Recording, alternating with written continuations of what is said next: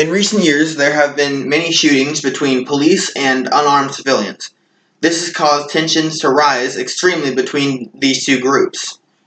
Many people, including lawmakers as well as police administration, completely believe that the best way to fix this would be to use body-mounted cameras and equip them to law enforcement. This is not the case, as body-mounted cameras have proven to be more than disappointing in recent years. I believe that body-mounted cameras could and should be replaced with government outreach programs in order to properly mend relations. I have come to this conclusion because of numerous government articles and scholarly sources that I have studied over the course of this winter semester.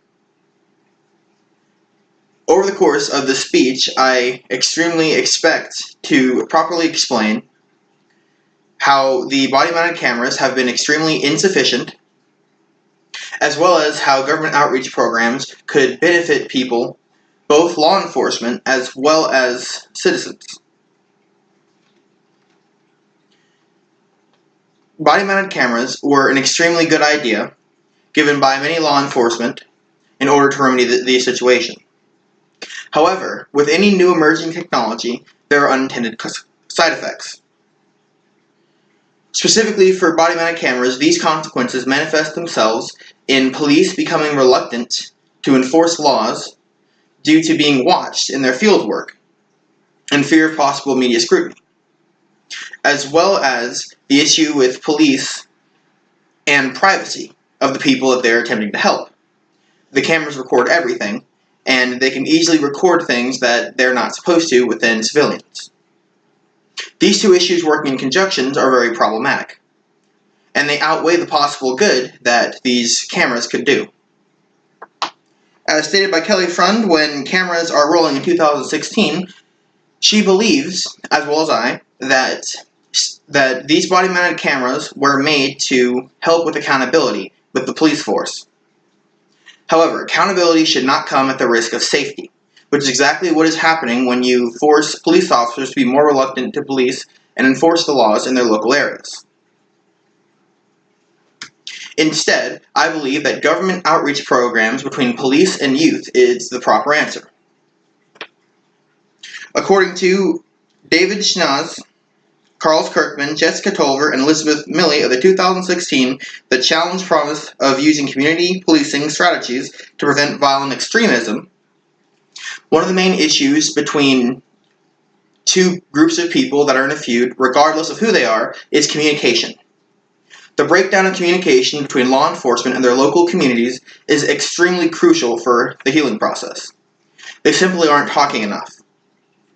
If these two communities could have the opportunity to speak to each other, they may gain some understanding. And this would be extremely crucial to mend relations.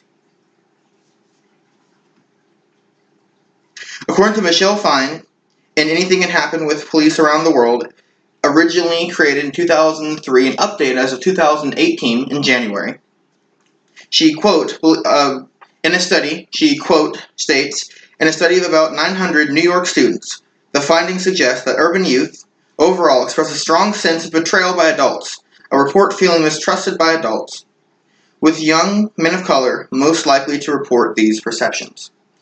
What this states confirms exactly what many people understand, that youth today are extremely mistrustful of not only adults, but of law enforcement and authority figures in general. Youth simply don't trust the police. If we are to mend this issue, we must show the police, as well as the communities that they're supposed to protect, that on both sides, they're just people. To instill humanity in both sides would be extremely beneficial for solving this issue. This is why in any government outreach program regarding the police, it should be done young, with communities learning in public schools. In other words, police officers would come to public schools, possibly once or twice a year, in order to explain to the students exactly what they do and why they're there. To show them that they're there to protect communities, not to harass them. As well as to show that the public isn't against the police force. They should be working in conjunction with them. I hope that I've been able to instill a proper understanding of how police body cameras have been underwhelming in their effect, as well as how these government outreach programs could easily mend the solution. In complete conclusion, I do believe that government outreach programs should replace the inefficient body-mounted cameras. These cameras were an extremely useful idea and a great tool.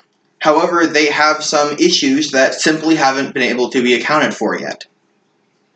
In all seriousness, although the other side of this argument was well-intentioned, they simply have not worked.